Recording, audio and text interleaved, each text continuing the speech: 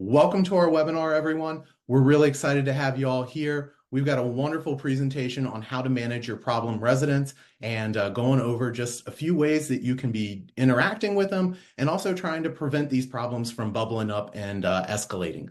We have a wonderful presenter with us, Dr. Malkia. She has presented before. She actually presented a wonderful webinar on how to use AI in your workflow and in your property management leasing office to try to predict issues or track issues. So I'm actually going to post that link when she's talking a little bit here in just a second. But like I said, we have a wonderful presenter. We're blessed to have her. She has over 25 plus years in the field in just property management, real estate. She is well versed in all things property management and real estate. So thank you so much for being here, Dr. Malkia. I'm going to turn it over to you so that you can tell everyone a little bit about yourself. Good afternoon, kings and queens. Thank you so much for joining us. I am Dr. Shenetta Malkia. I am excited to share with you today. If you look at that picture, you can definitely see that that's an older picture. I've changed my hair, but yes, it is me. I'm excited to share with you today. As been mentioned, I have been in the industry for a little over 25 years now, and property management, I consider it my baby. I love it. I love it. I love it. All right, we got Southeast Florida in the building. I love that. Thank you all for sharing your afternoon with us. So I've been in property management, as I mentioned, for 25 years. I am the broker owner for the PMs of the City. It's a property management, asset management, and project management firm serving Maryland, DC, Virginia, and Georgia. I also have the PMs of the City Realty, which is a full service brokerage. So we handle everything from A to Z. But this presentation today is so dear to me because, as you see at this picture, I have a daughter. I'm a mom. My daughter is very important to me, and managing problematic tenants and managing problematic situations, I needed to make sure I communicated those details to her because she's also in property management. I also have two grandchildren. I'm a grandma. I say grandma, not grandma, but grandma. Hello to all my grandmas. And then I have two baby Yorkies. Yes, I have a doggy mom too. So DMB is in the house. I love it. Let's go DMB. So I am excited again to share with you all. Again, it's a wealth of information. I believe that the work that we do in property management is so key. It is so dear to my heart, and we get to solve a lot of complex problems for a lot of our clients. And in dealing with some of these issues, problematic tenants come up, problematic situations come up. What's going on, Vegas? I got to get out there to Vegas. I got to go back. I miss Vegas. So I'm excited to share with you all today. And Ben, I'm going to turn it back over to you. Perfect.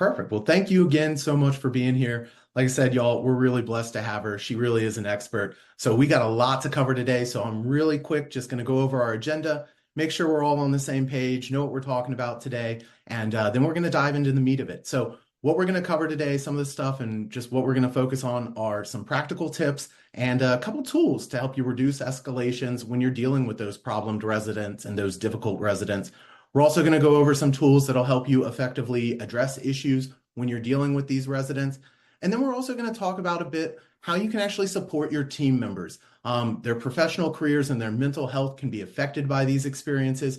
And we want to be coming together as a team and trying to alleviate those and see what we can do to help each other out. So those are really going to be the three main areas that we really dive into. And I think to get us started, Dr. Malkia, I was hoping you could just kind of dive in a little bit about why this topic is so crucial for our property managers and our leasing agents. Sure, I'd love to jump into it. So why is this important? Why did everybody sign up today? Why are we all here right now? Because our mental health is important. Our mental health and well-being and the way that we manage our problems at home, at work, in the communities, in our everyday lives is very important. But more importantly, how much time do we spend at work? Do you spend more than 50% of your week at work? Do you spend 60, 70% of your week at work? There are 24 hours in a day. I'm hoping we're getting at least 7 hours of sleep. You're spending a lot of hours at the office. You're starting your day there. Sometimes you're ending your day there. Sometimes we take situations that have gone and occurred during the day back home with us. And dealing with stressful situations, dealing with stressful clients, dealing with stressful tenants can be overwhelming sometimes. And so it diminishes our mental health. It diminishes our mental wellness. So that's why this is important. That's one of them, because you matter. You are very key. 6 hours at work. Oh, wow. That's good. That's a good number. You got those short work weeks. I like that. But the aspect of it as to why this is so important is because of the draining that it takes on us. How much time do you spend with one particular problematic tenant? I want you to think about that right now. The last tenant that you spoke with or client that had a problem, and it's maybe been a problem that had been ongoing for a period of time, how many hours did you spend on that? Do you track that? Do you know how much time you're spending on these problems? How many times is it during the day? Are you having to follow up? Are you working during regular hours? Are you working outside of your hours? All of these different components add up to our why. But the biggest why is because you matter. You matter to the industry. You matter to the success and the preservation of the properties and assets that you oversee. And we need you mentally strong and well so that each and every day you get to show up at work in a positive light, full of new energy, ready to tackle new obstacles that may come about. So that is our why. I love it. I love it. And just to emphasize this even more, I recently saw in the Rental Housing Journal a survey, and it was of property managers and leasing agents. And the number one issue that they identified is that leasing agents are dealing with combative or problematic residents. But what's interesting is that was also identified as the least amount of area that training is provided to our leasing agents, to our property managers. Mental health and what they called other, which is where that fell into, were the two least topics. So I'm actually going to drop that study for anyone, or sorry, survey for anyone who wants to see it. But that's also why it's so important, because I don't think we get enough education on mental health and how we can make sure we're protecting it. So a lot of good stuff today that we're going to go into. And So I'm going to add to that, Ben, just before you even go even further. I want you to think about this also. Another reason why this is important. Think about your budget and your operating expenses. How big is your turnover? Are you having individuals that come and work for you for 3 or 4 months and they're tapped out and they leave? Are you having individuals that have been in the industry or been with your company for multiple years and they decide to leave? Do you know why your employees are leaving? These are all different reasons as to why this is important, because dealing with problematic tenants affects us all, from your clients to your staff to your operations on how you manage manage your properties, and the amount of time allocated to each one of these situations. So there's so many different pockets as to why this is important. But again, I'm going to go back to the most important reason is you matter. that's so true. And the hiring aspect, that's such a great one. I know when I worked at Indeed and I was talking to HR managers, they would say, to hire someone, it takes about half a year's salary of resources to train and hire that individual. So if you're doing that every couple months, whoo, that's going to add up. Yeah. So a lot of good things here. So what we're going to dive into next before we kind of get into the meat is Dr. Malkia has a great activity for us that's going to help you just kind of reflect and identify your problems and how you're going about resolving them. So, Dr. Malkia, you want to lead us through this activity? Sure. So this is the fun part. I love interactive activities. I'm not with you, so I can't be in the room. I can't feel your energy, but I believe that you are all tapped in and you are excited and ready. So let's do this. The first thing I want you to do right now is I want you to think about your most problematic tenant or problematic situation you had over the last 2 weeks. Some of you already got that thought in your head. You just had to deal with it this morning. Right before you jumped on this call, but seeing this particular session, this Zoom session, you said, "Oh my goodness, I got to deal with that again." I want you to think about it. And then I want you to think about your natural tendencies. So when you saw the email come in, did you say, "Oh, I'll get to that later"? "Oh, no, not Mr. Jones again"? "Oh, man, I already answered this question. Why are they bothering me? Is this really important?" What are your natural tendencies when you first see or hear of a problem within your portfolio and your business? What are your natural tendencies? Do you write it on a post-it? Do you give yourself a to-do list? Do you follow up? Do you have a timeline in which you respond to everybody? Do you have a 2 hour minimum window? We have one for emergencies in our office. What are your natural tendencies? I'm talking about for the tenant that you know that there's maybe nothing wrong, but this is just what they do every week, every Tuesday or Wednesday. They're calling, they have a question or concern, something that you already answered. What does that look like? And I want you to write that down for me, because I know a lot of times I know we're brilliant and we want to keep everything here. It's like, I got that. I know that. But I want you to give your brain a little rest today. Just to write it down so it doesn't have to hold on to it, but that way you can see it on paper. And that way you can come back to it. Because what I'm hoping is at the end of this workshop is that you have some new tools for your toolbox. I'm hoping that you have a new way to evaluate, analyze, listen, to problems. I'm hoping that you learned something in regard to documentation, communication, dealing with elephants in the room. And I'm hoping that at the end of this, you'll be able to say, I used to do this way, but I might be able to try a new tool that'll make this a lot more easier, lot more easy to deal with and withstand, where I don't have to be overwhelmed, where I don't have to, feel like I'm going into a panic attack because a person is being irate with me and just being unreasonable. So that is the goal of this assessment. So you can write some in the drop them in the chat if your natural tendencies. What do you normally do? Let's see it. Let's talk about it. What are the natural tendencies that you have when you're first encountering a problematic situation? All right, Ben, I'll turn it back over to you. Perfect, perfect. Well, just reiterate again, everyone, write those down. We are going to circle back to them later, so definitely jot them down so that you can refer to them. So moving on to the meat of our content a little bit more, when you're trying to manage resident expectations, what's the first thing that you kind of recommend people focus on? So managing residents' expectations can be twofold. The first part of managing expectations is going to start with me as far as listening. I'm going to listen to the expectations of the tenants. So we're talking about problematic tenants. We're talking about problematic situations today. So the very first step is listening. And I'm not talking about the listening and not really listening. Okay. And you're typing, you're doing emails, you're responding to something else. But I'm saying really hone in and listen effectively. Listen to what they're saying, listen to what they're not saying. Are they upset? Is there a lot of emotions in it? Are there some facts that you need to pay attention to? What are you able to pull out the root cause of this situation? How are you able to effectively manage the problem if you don't start with effective listening first? How can we solve any problem without us understanding what the root cause is? How can we manage expectations if we don't understand what the root cause is? So I'm listening. That's the very first step for me. I'm going to listen. And it took me a minute to get here, you all, because I used to listen to have an answer. I'm not going to talk about you. I'll just talk about me. I know my job. I know my lease agreement. I've been doing this for years.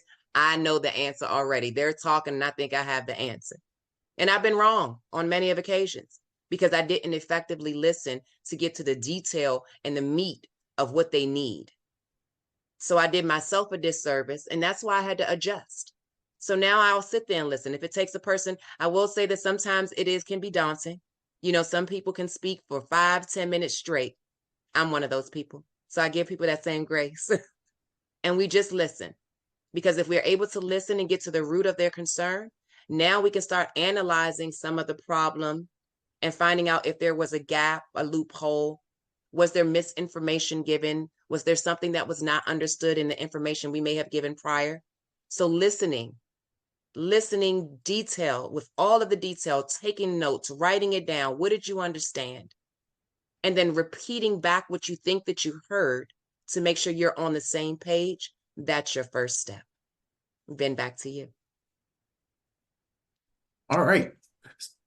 Oh, sorry, I interrupted you there. No, I was letting you go. Perfect, perfect. So moving on and just kind of continuing on this, how do we avoid making assumptions, and what are some of the common pitfalls when there are breakdowns in communication or our listening? So one of the biggest pitfalls I would say in the breakdown of communication is the understanding of the information provided. So you'll see we will talk about this quite a bit. Listening really does make a difference. And even when you have those tenants that complain repeatedly, every complaint may have a different reason behind it. It may start off with the same conversation that you had before, but as you continue to listen, you may see that they add a few more things. You may get a little bit more detail as to what happened. So I really love the listening. I spoke about this just a little while ago. We're not going to push everybody off. Oh, I'll get to that later. Oh, she always calls. Oh, she always emails. She doesn't need anything. I'll get back to it. I want you to listen to individuals without judgment. And I know that's not easy for everybody. But when we're listening without judgment, what you're saying is that you're giving somebody else grace. What you're saying is that somebody else may not have all the tools in their toolbox or understandings that you have. So now you get to get excited because you may get to educate somebody in the process of you listening to their concern, analyzing the problem, getting to the root cause of it as you try to work towards a solution. And it's not always easy. Sometimes it's a 2 and 3 step process. Sometimes it's 2 or 3 meetings. Sometimes it may be you need to get approval from our owner to do some type of repairs. There's so many different ways that this happens, but again, it starts back with the listening and listening without judgment and having an open mind. What could the situation be today? I know Ms. Smith just called yesterday and told me that the smoke detector was going off. The lease agreement says that they're supposed to change their own batteries.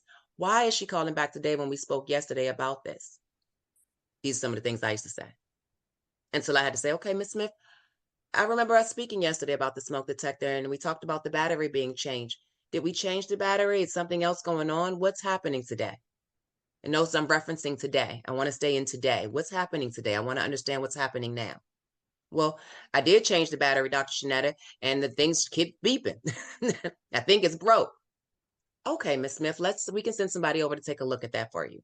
So now I understand what the situation was. Yes, she called the previous day, but now I know that she did follow our recommendations and it's still not working. And now I need to have somebody assist her. So now I need to make sure that somebody gets to that home and then I need to follow up and make sure it was completed. So listening, even when you don't want to, even when you're on your way out, you're on your way to lunch, and like, you picked up the phone and thought it was going to be a quick in and out, and now you have to sit down for another 20 minutes because you got to deal with the concern. Listen. I don't want you to think about any situations in dealing with problematic tenants as who are they? Why are they talking to me like this?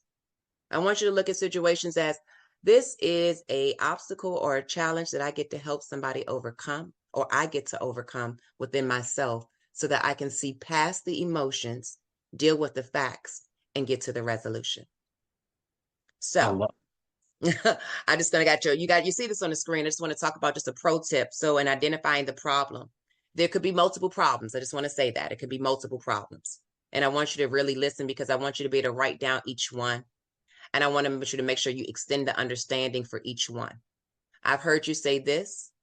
Is this I understand the problem to be this.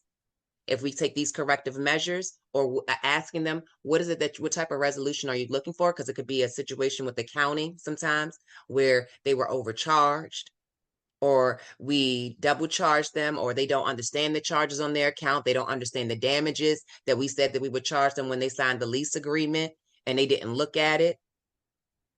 So there's so many different avenues of listening to analyze a problem. I see a question just came in the chat, Ben. Okay. It says, what do you do when you ask the tenants for a meeting to discuss the issues, but they refuse and say they're too busy? We all are. So what I would first ask, and I've listened to your question, but I want to make sure I ask, when you ask them for a meeting, have you asked them for a meeting in person? Have you asked them for a meeting via phone? Have you asked them for a meeting via Zoom? Did you give them options? And were you specific in that? So now I see you say yes. They said only text. Okay, so what are your standards and your policies say? And we'll talk about this. That's going to be about one of the dealing with the lease enforcement and dealing with the elephant in the room. So typically I have some problematic tenants and they do it. I'm in DC. I'm in a tenant friendly area, everybody. I'm in Maryland, DC, and Virginia and Georgia. DC is a monster. You do not do property management in DC unless you are ready to roll up your sleeves and have some really, really, really thick skin. So I've had tenants that I need to do an inspection for a home. And I send notice because I have to get 48-hour notice. Hello, your inspection is scheduled for this date and time. We'll be coming. And they won't let me in. I've gotten to the unit and they will refuse to let me in. Well, my lease agreement says that's a lease violation. Now, if you're just asking for a meeting with the tenant and they refuse a meeting, then that will prompt me to ask, why can't you meet? And if you can't meet on this day, when are you available to meet? Because we do need to meet to resolve a situation. We can do this in person, we can speak via phone, or we can meet via Zoom. That's how I would handle that. And if they didn't comply, for me, I have a lot of these things covered in my lease and my community rules. I do not have mandatory meetings in my lease agreement. But what I can tell a tenant and what is in my lease agreement is that if a tenant displays combative behavior that keeps management or their team from doing their job, then that's considered a lease violation. So we'll talk about you understanding the details of your lease and your community rules.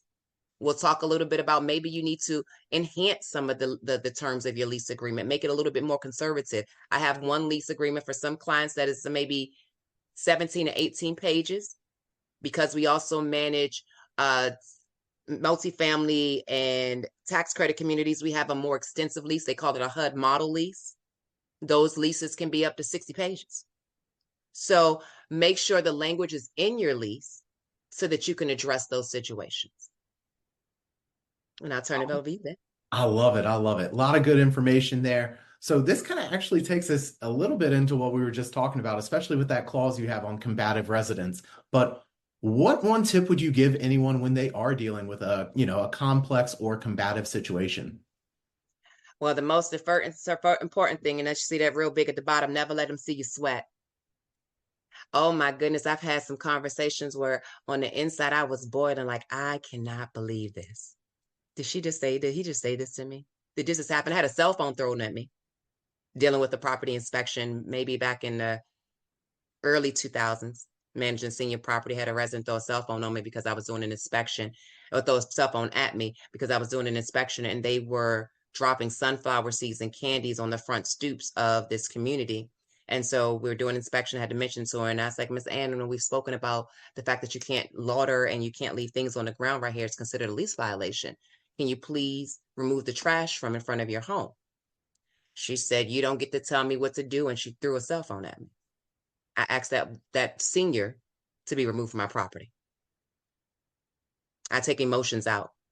We can't make anybody do anything, but we can hold them accountable. So the biggest thing that I do is making sure that I stay to the facts. When you're talking to some people sometimes and emotions start coming out and I feel this way, or I thought this, or you didn't make me, you didn't do this. I take all of that out and I listen.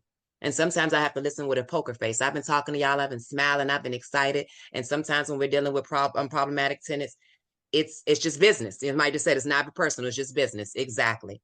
It's never personal, it's business. But when you're dealing with some problematic individuals, they make it personal. I've been attacked personally. I've had individuals file false complaints with the real estate commission because we're filing eviction cases against them. I've had them try to file stay away orders against me so that I could not serve them with the proper documents for us to move forward in court cases. So I've seen every aspect of this, both the good, the bad, and the ugly. I've been in court cases. We just won our court case this year where it was over 2 years where a tenant was actively harassing our client and was damaging the home and damaging the building. We would go to try to get into the unit to do repairs, to do inspections. He wouldn't let us in. We went into the unit one time. It was filled with all types of smoke. We couldn't breathe. I've seen it all. And every time, we can never let them see us sweat. We have to document the facts, stay focused on our goal, which is to preserve the asset and to make sure the community or the home is habitable and safe for our clients and our tenants. That is the focus. And I stick to the facts. I saw a couple of questions come in, Ben. Is there anything we want to answer right now? We saw a few, but I'm probably going to ask everyone to put those in the Q&A. We are going to have 10 to 15 minutes, give or take, at the end, just so that we stick to the meat of our presentation. But I do see one here that's real good. That was, would you take video recordings of any such bad behavior to your staff to show the proof or anything, just to show what you saw and what was exhibited? Of course I would. It's me. I'm in my phone right now, and I'm pulling the phone. You can't see this right now, but in my phone right now, I have videos from 2020, 4 years ago, from when the tenant was harassing me at the property, when the tenant assaulted me at the property, because I needed this for court. So I was actually recording the situation at the property. We were trying to take money out of a laundry machine. I was there with the vendors and we had the old machines. Then it was a new property we took over. So we physically had to go and take the money out of the machines. And this tenant, which was a problematic tenant, since we had taken over management and felt that they owned the building, it's a 19-unit multifamily building, laundry rooms down on the first level. This tenant's apartment is down the hall on another area, had no business being there. But because whenever we came, they caused problems. So I saved these videos. And when I was recording the situation so I can have more documentation, because we had 2 open court cases, the woman said, "Oh, B, you recording me?" and swung on me. So then I had to call the police. So then I was able to move forward with my case. So I got assaulted. I got the video and also got her out. So short answer, yes, definitely if you can, always record it. And I really also like, not just that element of it, but how you talk about, being a good listener is repeating what you heard, but also because that helps you stick from the emotions. It helps you stick to the fact pattern with what you're saying when you're repeating back what they said. So it just helps you be less subjective and emotional. So a lot of good advice on, how do we really deal with these issues, but keep it on the issue, not the emotions. And then keep it, and then like somebody said, it's never personal. It can become personal if you allow it to be. But look at it this way. It's business for you because you get paid to do this each and every day. Every day we get paid to manage our clients' properties. Every day we get paid to solve complex problems. And every day we get to help individuals come up with solutions to things that they may not think about. We get to do that. And it's exciting. So moving on to now hopefully getting to resolution. But how do we approach resolving a problem with a renter, and what questions should we be asking to make sure that we're getting to the right resolution? So the first thing you want to do is understand the details of the issue. That means you may have to understand the history. So I like to find the root cause and the trigger for a situation, because how many times I know when I got my first apartment, I may have called and put in a work order because my sink was clogged, and maintenance didn't come right away. Waited 3 days and they didn't come, and I had to follow up. So then I may have had to put in another work order, and then that may have not gotten taken care of. And now I had to call the office and say, hey, I put my work order in, nobody's come in. And so now they have to listen to my concern and they got to go do their research. So for us on the other end of this, because we've all been, I'm not sure if everybody here has been a leaseholder, a renter. I've been a renter. And so it's important that we listen and get to the root of the situation, because do you know that the fact that the sink was clogged and was the issue, but then I felt as though they didn't have the level of customer service and I wasn't important to them.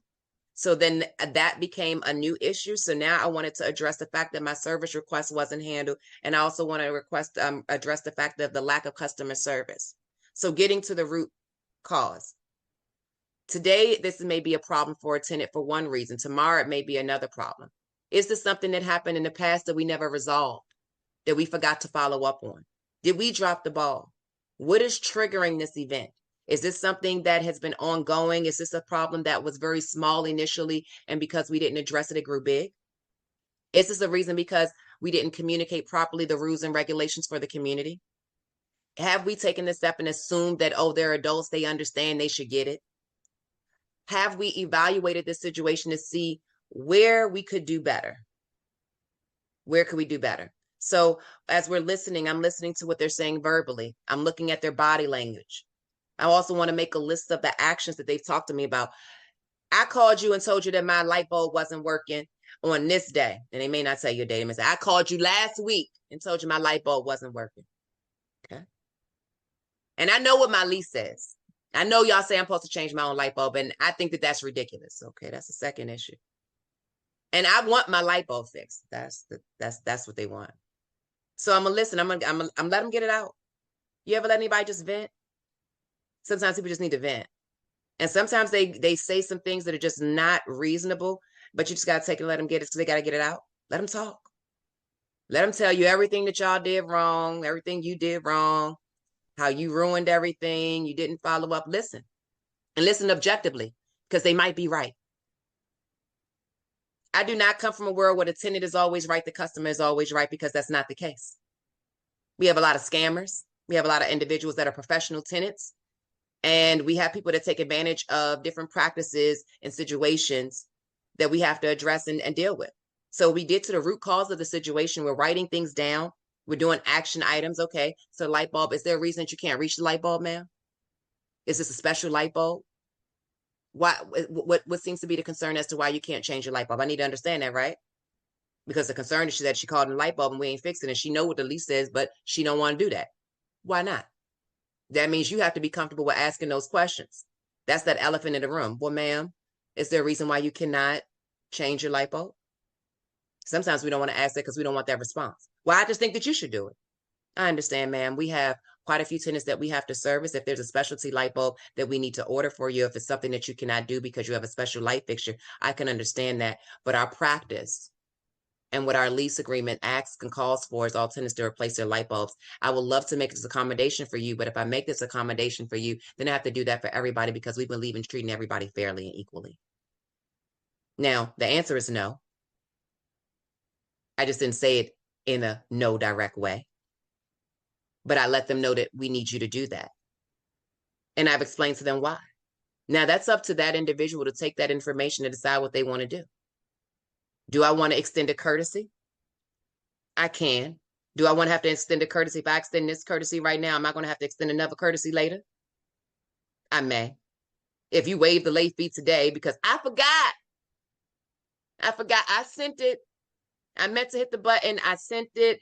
I was trying to pay on time.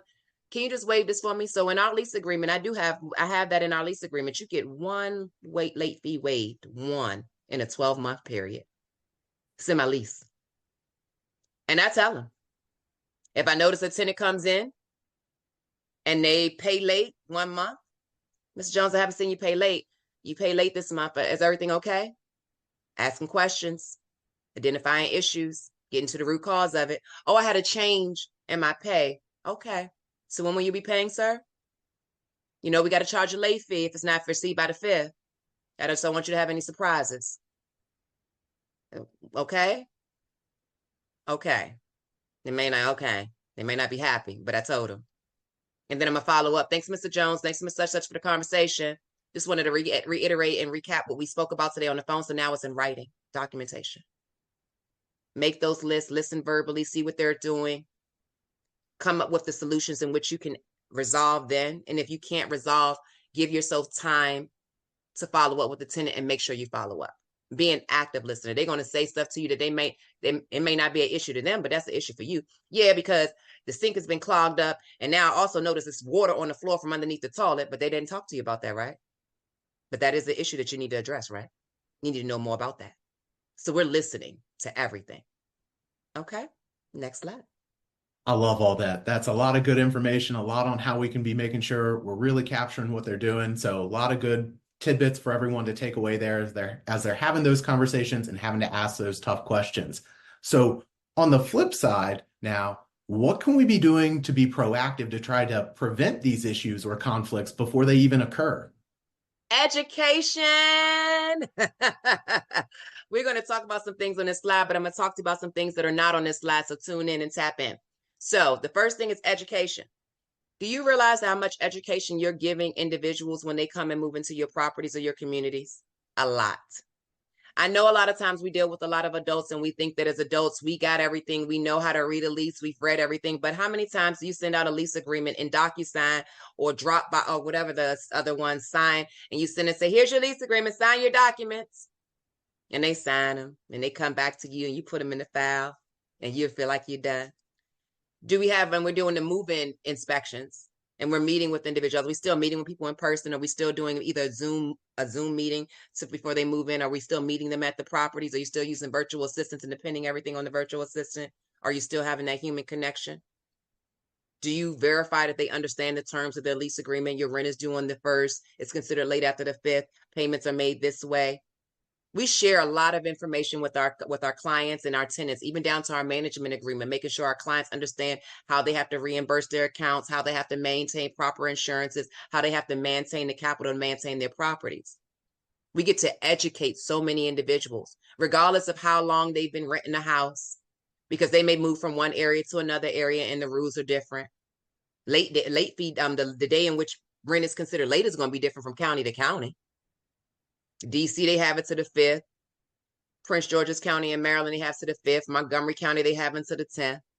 So educating individuals to make sure they have the proper information, that's a proactive step. Making sure that you're building that renewal process, because a lot of times we're thinking about the renewal process at the time it's time for renewal. But if you're thinking about the renewal from the first day they walk into your office, then you don't have to scramble and wonder if you did a good job throughout the year before they renew. So you get to educate. That's your number one proactive step in eliminating some problems. Communication and education. Making sure they understand what they are signing. It should take you about 20 minutes. And if you want to highlight some important sections, you may want to ask them, have they reviewed the move-in tips? You're going to be getting renter's insurance documents. You should be getting their electric and account information before they move in. So you get to talk to them. You get to build that relationship. You're building relationships at the very beginning. So that's at the beginning. Now they're there with you. They have their keys. They live in your communities. They are a tenant and they are good. So how are we following up? We're going to do some surveys. I would recommend you do a survey at least once a year. I like satisfacts. Have the tenants, ask them, how could you be improving? Is there anything that you could do better? How was your moving experience? How was your renewal experience? You have seen that you have 4 work orders this year. Were those handled in a timely fashion? So many different things that you could be doing. And so while that's how that's what you're dealing with, it being proactive. You're asking the questions in advance so that you don't get a landslide of issues later on. Because you know how some things, they come to you with this big ball and now you have to dissect stuff. Because I moved in 2 years ago and I gave you the moving inspection sheet, but you didn't do anything on it. And all these items are still wrong out of 2 years ago. Okay, let's do an inspection. Let's do a walkthrough. Do you have the pictures from when you first moved in? They giving you a copy of the move inspection. Now you get there and you have to go back and analyze. Did we drop the ball? Do we have the work orders to match this? Did we leave this like this? Now you got to do some more analyzing. Did the owner not have the funds to resolve these issues? Why did we let somebody move in? These are things that you have to think about. And so as you continue to go further, you want to get some more proactive steps.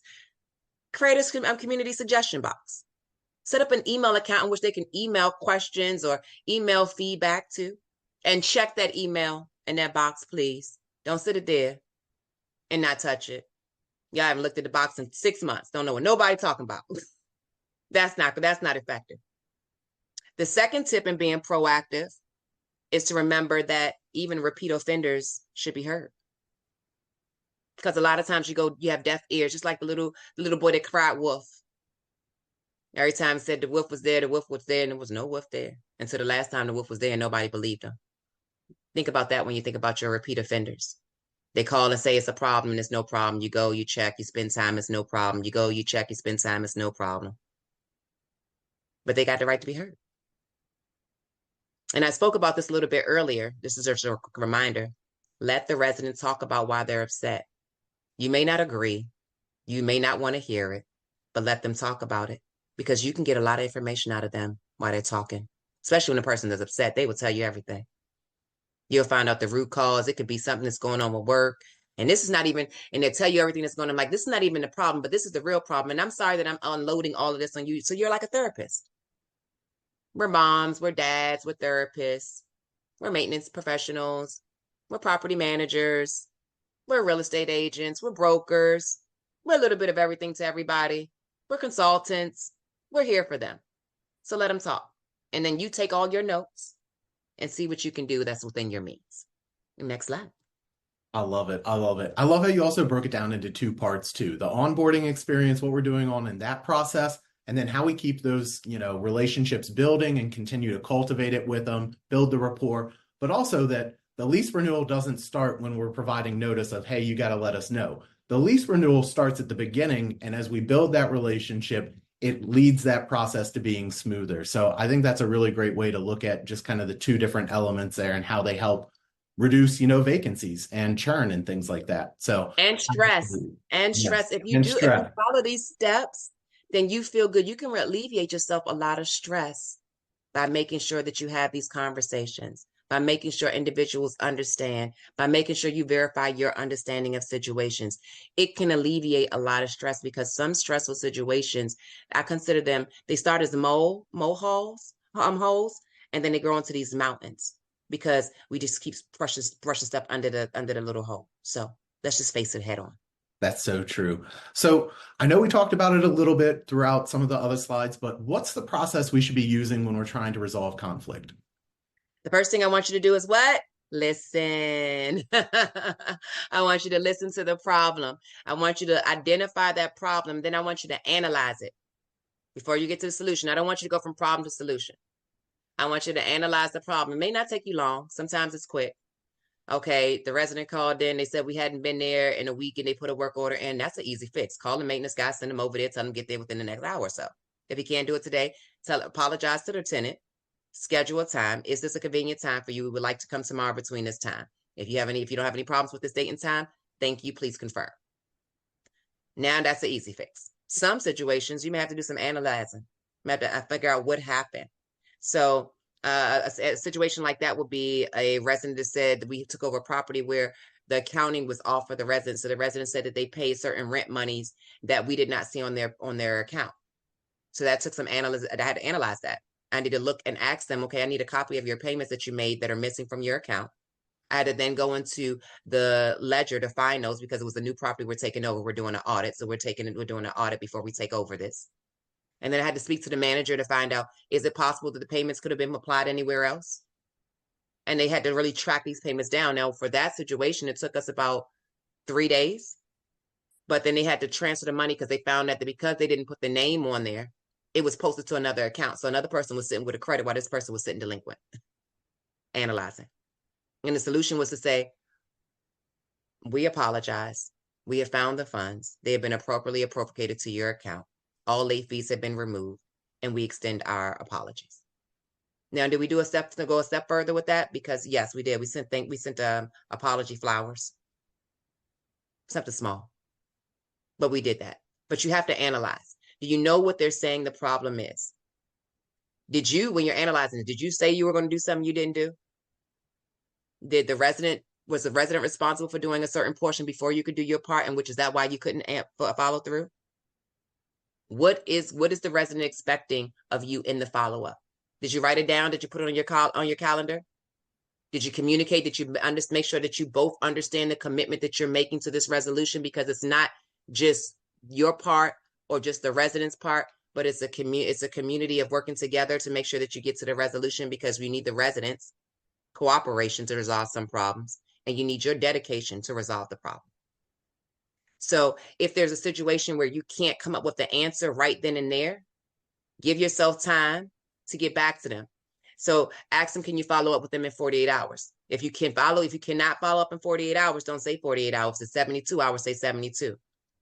I believe that you need to give yourself grace in dealing with the analyzing and the coming up with the solutions. If you know that you can resolve a problem in an hour by a click of a button, tell them you'll get back to them within 24 hours with a resolution. But make sure you get back to them in 24 hours.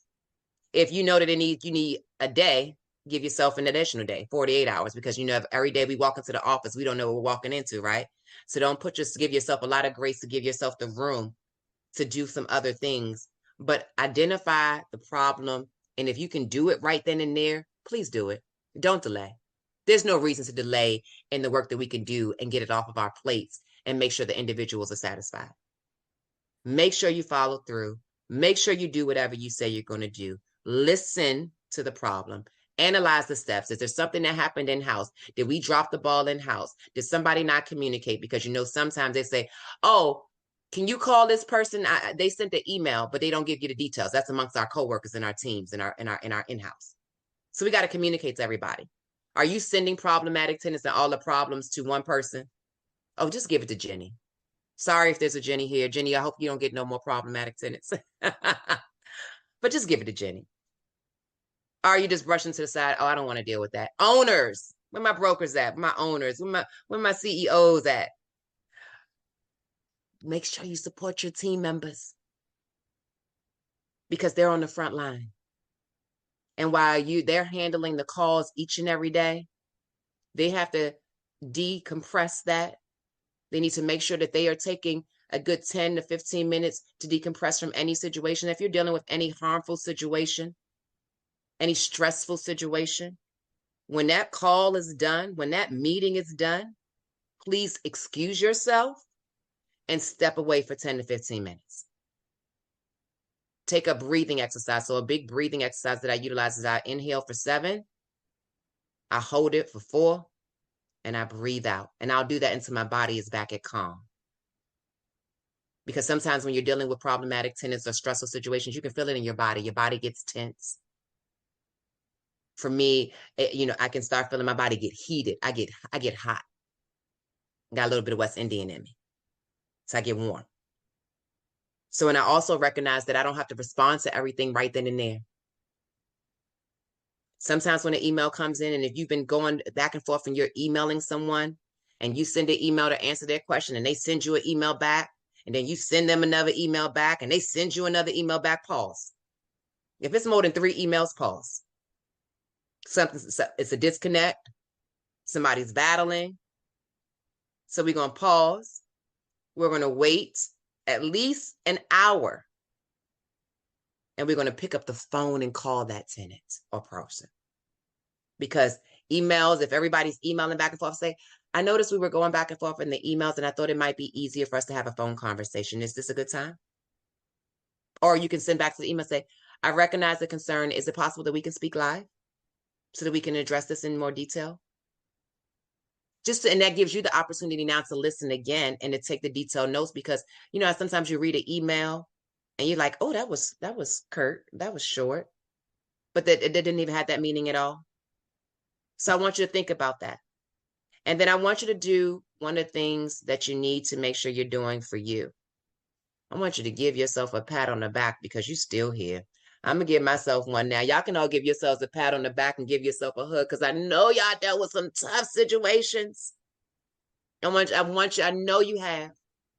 And every management company, every real estate brokerage should have a mental health retreat or a wellness day for your team. A wellness day for your team. So I have a nonprofit outside of the property management. And so that's what we do. I believe in going to the spa, take my team, we go out, we decompress, we think about situations, and we analyze what clients we can keep and some that we can't keep. You have some clients you got to let go if they're not receptive to the recommendations that you're giving them to effectively manage their property. Sometimes you got to let clients go. But that's if you're identifying the problem, you're analyzing it, and the solution may be to keep a client or let a client go also. So Ben, back to you.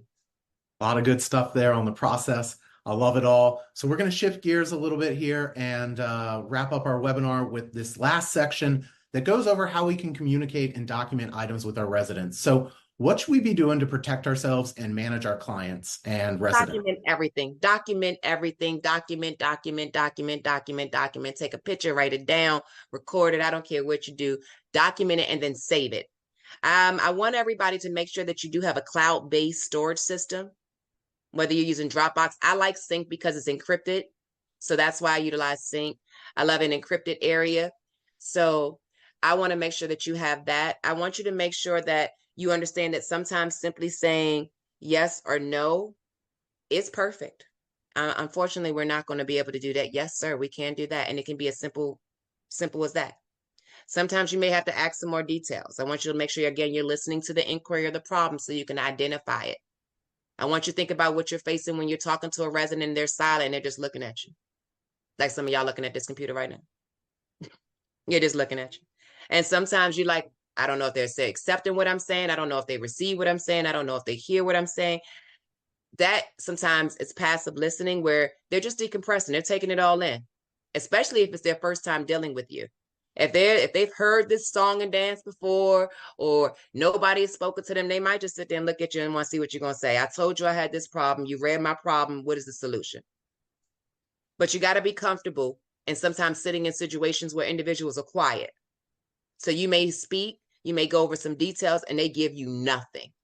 That used to be me. Okay. Mm-hmm. So yes.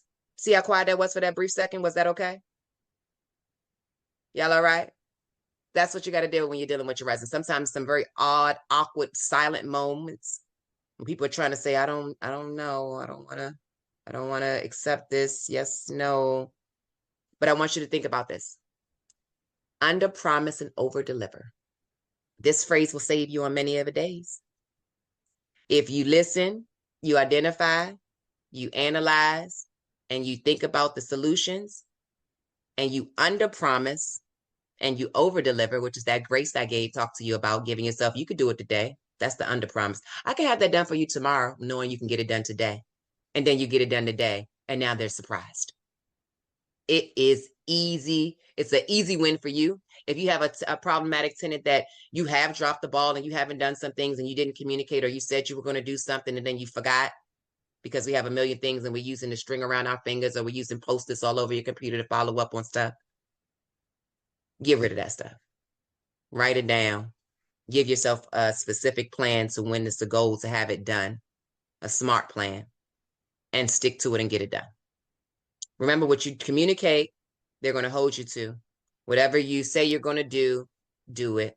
If you can't answer the question and you need a higher level of support from a upper level of personnel within your office or your brokerage, ask for the help. But make sure you follow up, and then make sure you identify if there's a bottleneck within your organization. So if the broker or the senior manager is the one that you need an answer from, or the owner, you got to get on the phone. Say, hey, we have the situation that's been going on for a couple of days now. Wanted to give them at least 48 hours to get back to you. I give our clients, so when we send a bid or estimate to a client, they have 48 hours to respond to us and following up and calling, because we don't have that amount of time we have a tenant waiting on what we're going to do. We want to make sure that we're responsive. So we're going to do that. So under promise, over deliver, follow up, hold individuals accountable, listen. If they're sitting there and if they become too irate, because we haven't talked about this. So you're literally sitting there in a meeting and the person is just dumping on you and going off on you, and it becomes unbearable, and they may be swearing at you or they may be calling you names.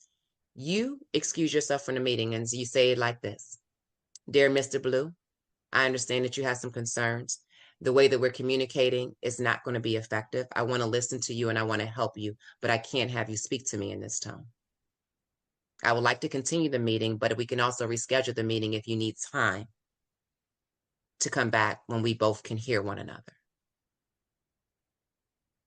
And I will end a meeting. I cover my team. You cannot call my office and disrespect my team. You cannot scream and holler at my team members. I will ask my team members to put a person, sir, ma'am, could I put you on hold for a moment, please? I will put a person on hold. This is where the support comes in for the upper level executives, because they come from the old school. So a lot of people come from the old school mindset. The customer's always right, and it's not right. Stressing people out. Customers happy after they done acted a fool and was wrong as all two left shoes. And now you got a good employee stressed out, ready to quit because you didn't back them. Because you living your best life somewhere else and they're in the office dealing with it every day. Because there's a bottleneck somewhere and you didn't do it. Support your team. They are your lifeline. Next slide. I love it. I love it. So kind of in the same vein, but moving now to when we're dealing with the resident here, how do we set boundaries with our renters and really ensure they follow the lease? Education. So I know some people here that may not like to deal with conflict. The biggest concern in setting boundaries is your lease agreement. That lease agreement is your boundary. Your lease agreement is your boundary. It sets the tone and the rules for what you're responsible for, what the resident is responsible for, what the owners are responsible for. It has language in there developed by your attorneys, unless you have the lease from Staples or Office Depot. Don't use those leases. Don't use those leases. You will cry later. Things have changed. The rules and regulations and the laws change so much that I wouldn't recommend using them. But the lease enforcement, so the boundaries are set with the lease agreement. And you set those boundaries by addressing things that need to be addressed. If you notice the tenant's paying rent late, you got to address it. You got to sue them when you say you're going to sue them. I have a lot of clients that come to us and say, the tenant owes me $10,000. How do they owe you $10,000? How did they get that far? I was trying to be nice. I didn't want to sue them. They were going through problems. Understood. This is your business, and we have to separate the personal and the emotions and the feelings. It's business. Do you want the rent paid? Do you want your asset preserved? Do you want to maintain this property? They have to pay the mortgage to do that. They got to pay the rent, which contributes to the mortgage. Make sure you enforce your rules. If your lease says you're going to do inspections, do them. If you go into a household and it's uninhabitable and you know that it's not okay, and it's not, and when I say habitable, it's not the cleanliness, the walls may have dirt all over them, the carpets may be filthy. My pet peeve are the blinds. You know, you ride past property, you see these beat up blinds. First thing I'm saying is, why the management ain't going there and inspect that unit, charge the tenant for the damages for the blinds, and restore that property. Your property should be working and making money for your clients every day. That's what my mentor said. He said, Shenetta, my buildings should be working hard every day. I said, okay. He said, and when you're managing your clients' buildings, make sure the buildings are working hard every day. That means keep them filled and keep them maintained. If you have to deal with corrective measures, if you have to sue somebody, if you have to file a breach of lease, these are the things that nobody wants to do. We don't want to do them, but it's our job. It's our job. So you have to be able to deal with conflict. You have to deal with the scammers. You're going to have to deal with the people that's giving you fake pay stubs, fake IDs. You got to deal with these things. I'm sorry, sir. This is fraudulent. We're not going to be able to move forward. You got to call a spade what it is. You cannot avoid or ignore confrontation, because if you ignore it today, it could be a mountain hole. Well, you let me do it this time. Why is it a problem now?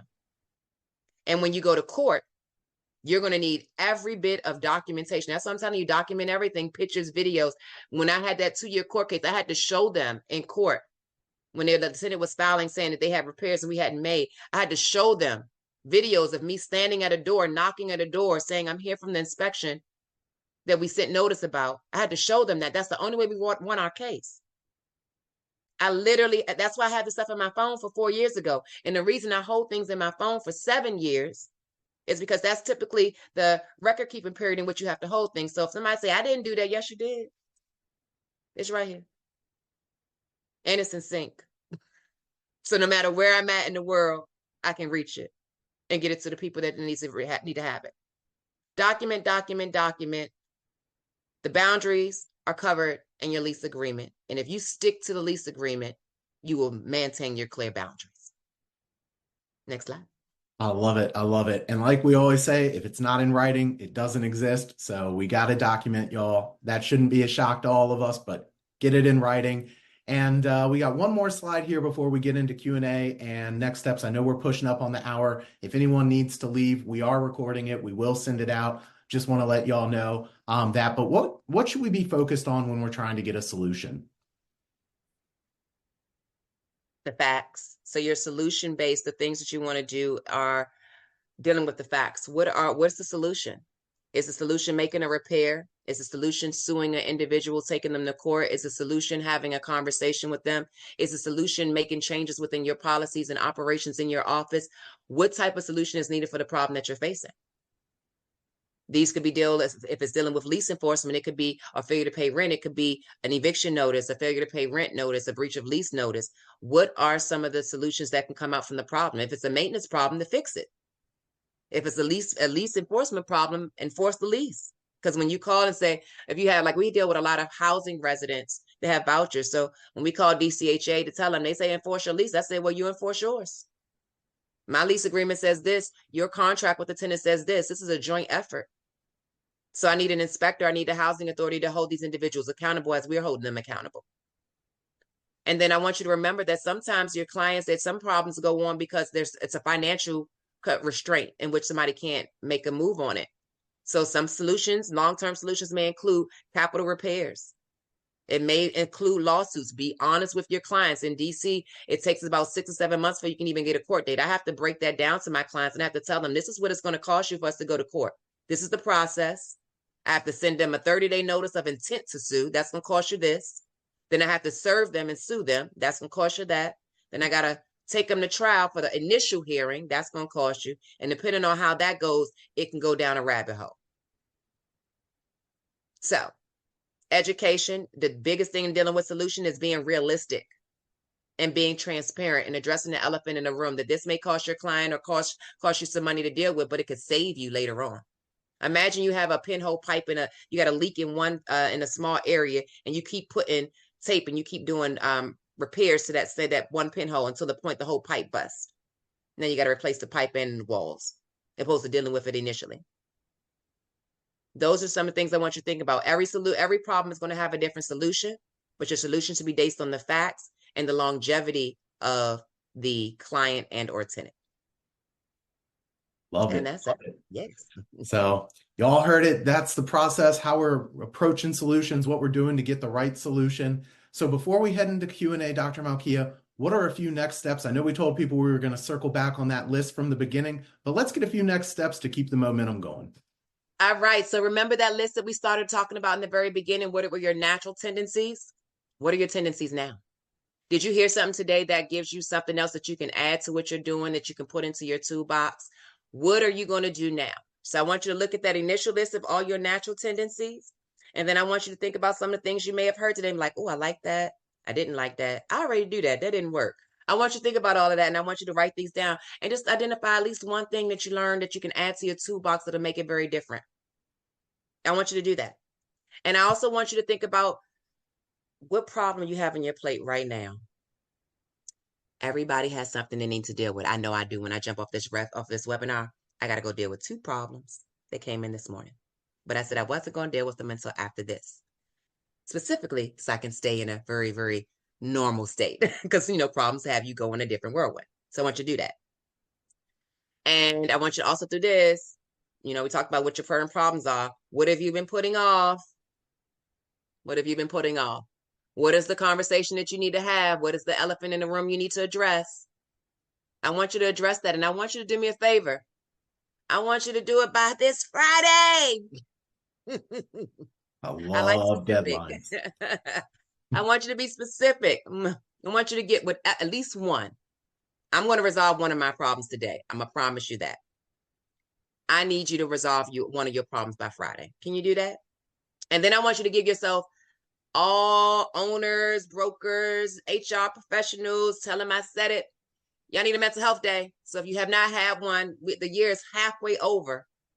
And we've had a lot to deal with this year. Plan a mental health day for your team. Get them out of the office. Go somewhere, go to a spa, have a mental health professional come in. We do a lot of different trainings. Do a breathing exercise, take a moment, recoup, refresh, and come back ready to go. That's all I need you to do. Those are your next steps. And then to remember that you always matter, and to keep giving yourself grace, because the work that you do is absolutely phenomenal. You are the magic to property magic. I love it. I love it. Thank you so much, Dr. Malkia. I know we're sitting right on the hour here. Do you have a few more minutes to answer some questions and stay a little later? Always. Yep. Perfect. Perfect. Well, we're going to hop into Q&A. If anyone has some, please drop them into the Q&A area as opposed to the webinar chat. I am going to go real quick through the chat because I did see one or two that was pretty good. Let's see. Here we have, what would be your resolution when the tenants do not let you inspect? I know you kind of went over this again, but I thought that was a really good point that you were talking about. It's a very big problem here in DC, because a lot of owners, so you have to have a basic business license. So that's where that comes from. We have tenants that refuse to allow owners into the units when they're trying to do inspections for their basic business licenses, and that's a lease violation. So in DC specifically, I'm speaking because we have a lot of properties that we oversee in DC. So if we have a problem, if I send a notice of inspection to a tenant and they refuse to let me in, then I'm going to send another notice. I'm going to reset it. I've reset the date 3 times.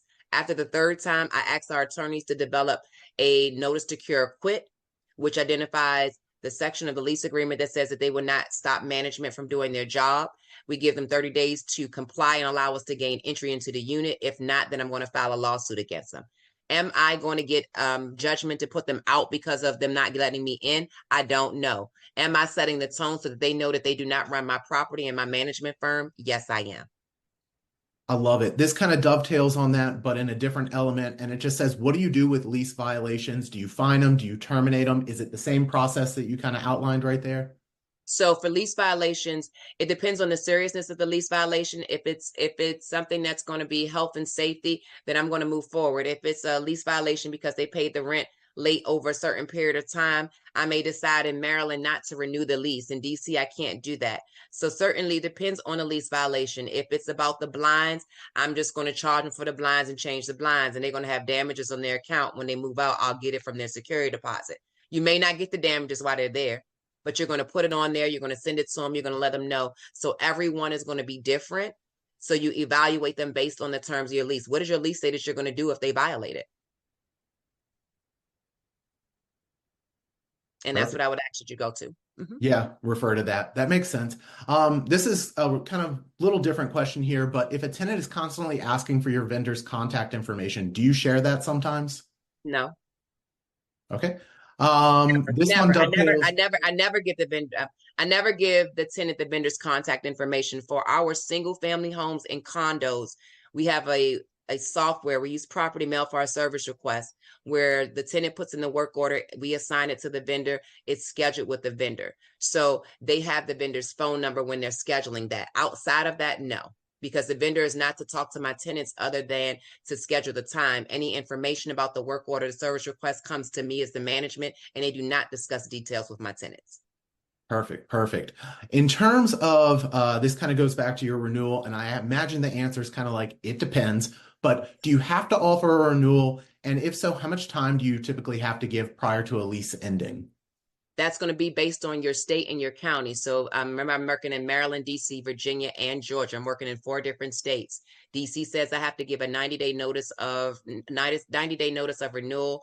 Maryland is trying to move to some of the DC laws. Right now, it's 60 days notice that we have to give, but those we have to give those prior to renewal. So that's when that notice goes out. I would say check with your local jurisdiction to make sure that you're following their laws because they have changed quite a bit over the last few years, especially with COVID. They don't want people to feel as though they're being put out. So, Perfect. Yeah, all right. Let's see. Um, in all the years you've been doing property management, how often have you dealt with a problematic tenant? my whole life now. I will tell you my background. I am one of the stronger managers, so I typically get problematic properties. I'm the one they don't really send in to clean up. So I would say in 25 years of management, I would say I've had a minimum of 25 or 30 problematic tenants over my tenure, maybe So more. I know you mentioned something on fake IDs throughout the presentation. Someone asked, how do you cut down on tenants with fake IDs or pay stubs? What are you doing to try to prevent that? Real search ID. We do a real search ID where we verify those things, and then the for the pay stubs we use a pay verification system. So I verify that. I take it a step further because that's just unfortunate. The background that I come from is most of the properties had a lot of foolishness, so we used to use a lot of different softwares to identify when things were fraudulent. So Secure ID, there's a couple of different companies that can help you navigate that. It can be a little costly, but it saves you on the long end. Love it, love it. I know everyone likes it when we get vendors recommendations too to go along with that, so that's perfect. This kind of circles back to what we were talking about a little bit earlier on, failure to get access to the unit. But basically, the question is, can you charge them each time they refuse entrance for maintenance and inspections? I like that question, Ben. I really like that question. This person is thinking. I love this. So, for missed inspections, no, I do not charge for a missed inspection. The reason I do not charge for a missed inspection is because I have a copy of the key. If I send notice to go in and do an inspection and they don't let me in, remember I told you I give them 3 times since the lease violation. I'm not charging that for that. That didn't cost me anything other than my time. If my contractor, and this is in my lease agreement, if you set an appointment with my contractor and my contractor comes to do the service and the tenant refuses to let them in or are not there, at that time I charge them a $75 trip charge. But that again is also in my lease agreement. Perfect, perfect.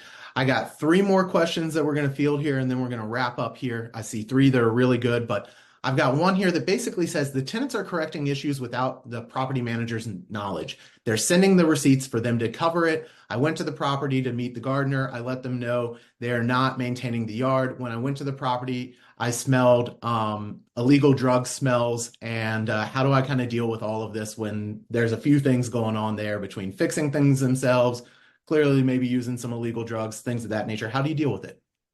Let's take the building blocks off. So let's deal with the first issue. The first issue is that you've explained to me is that they're doing things in the home that they're not allowed to do. My lease agreement says tenants are not allowed to make repairs. My lease agreement always says also that they are to report all repairs immediately. If they do not report a repair, a work order, and it causes other damage, they could be held liable for that. I would have a very stern conversation with this tenant. It would start in writing, letting them know, I'm gonna give you 2 tools right now that you can use for some of you that don't do letters and type. I want you to use ChatGPT and anyword.com. Those are my 2 tools for you today. That's your bonus today for those that stayed and hung out with us. Thank you so much. Those 2 websites are going to allow you to respond to emails. You can literally copy and say, respond to this email. You can ask ChatGPT, how do I respond to this email? And it'll type it for you. And it'll save you time. You can literally copy an email and say, respond to this email, drop it in, and it'll respond to you. Then you get to edit it. Or you can type a response and say, improve my content. And that'll make it sound nice and clean because you might be fussing. You did not know you cannot, and it's going to clean it up for you. Okay. It's going to keep the tone nice and neutral. But I want you to have two things immediately. One, you need to send a notice. You need to look at your lease agreement and see what your lease says about them doing repairs. Address that separately. That's the first one. You're going to send it in writing to them. The lease agreement says this: you're not allowed to do the repairs in the home. If you do the repairs in the home, you can damage something else and you can be held liable for that. It's in your best interest not to do the repairs and to put your work order in so that we can address. Is there a reason that you have not been able to do such? We will not be doing reimbursements for any receipts. Please follow the terms of your lease agreement or meet with your property manager if you have additional concerns. That's one.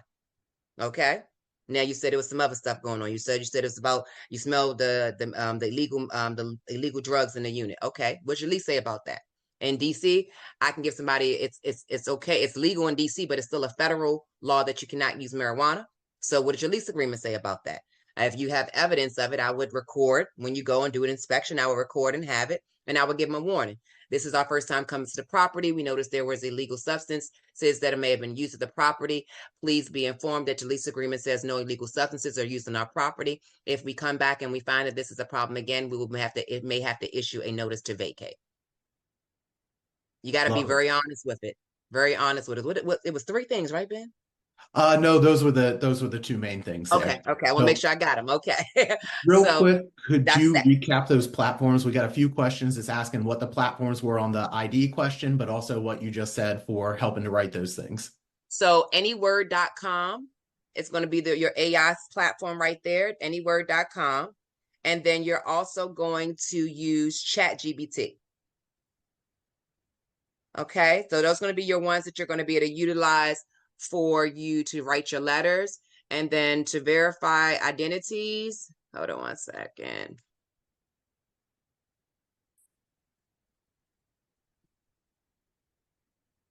So you can verify identities through the IRS website. You can utilize that, but you can also, let me show you the website you can use for verify the pay stubs. I'm going to my toolbox. And there's so many different organizations that help. So it's called Real Check Stub. Okay, it's Real Check Stub, and it's called realcheckstubs.com. They will check your pay stubs. Love it. Love it. So this one is basically the premise is they have a tenant who's using their dogs off leash. They've gotten complaints. There's repeat violations, but the tenant is essentially saying, don't know, like that's not happening. They're lying. What do you do when someone is basically lying to you, and how do you approach that when there are violations? Couple of things. What is the lease? You're going to keep hearing me say this. What does your lease agreement say about pets and being on a leash? I'm going to always go back to your lease agreement because that is your boundary. And so that's going to be your boundary. So you're going to use the lease agreement. What does it say about pets? What does it say about the safety and habitability of the property itself? Has the individual that has been reporting this, have they sent you videos? Have they sent you pictures? If they have, you're not asking a question to the tenant anymore.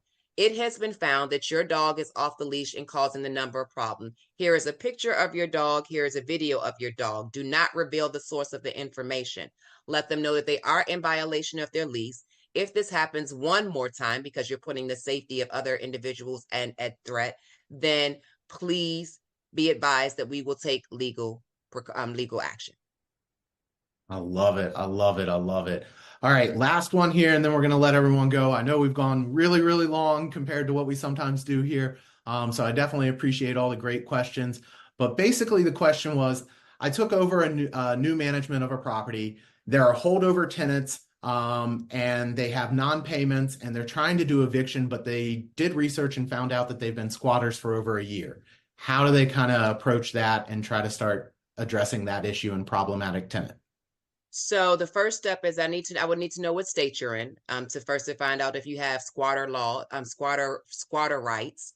So if they have squatter rights in DC, they have squatter rights. It's a pain in the butt. It's a whole nother problem to address, period. It's a major problem. It's a health and safety issue for communities because you don't know who's in the unit. So the thing with squatters is that you got to play cat and mouse. So in DC, for instance, when I have squatters there, I have to go to the property, call the police department. They have to come. I have to tell them that somebody is in the unit that is just not on the lease agreement. It shouldn't be there. They're going to talk to the tenants. They're going to ask them, how did they get in there? And they're going to gather their information. That's the only way that I'll get the information because no squatter is just going to give you their contact information. The only person they're going to give it to are the authorities if they have to. So once I get this information, now my attorney has to serve the squatter that is going to play cat and mouse. So now you got to hire a private servicer to catch them and serve them notice for illegal occupancy. I know Florida just won that, had that great ruling earlier this year, late last year, in regard to regard about squatters.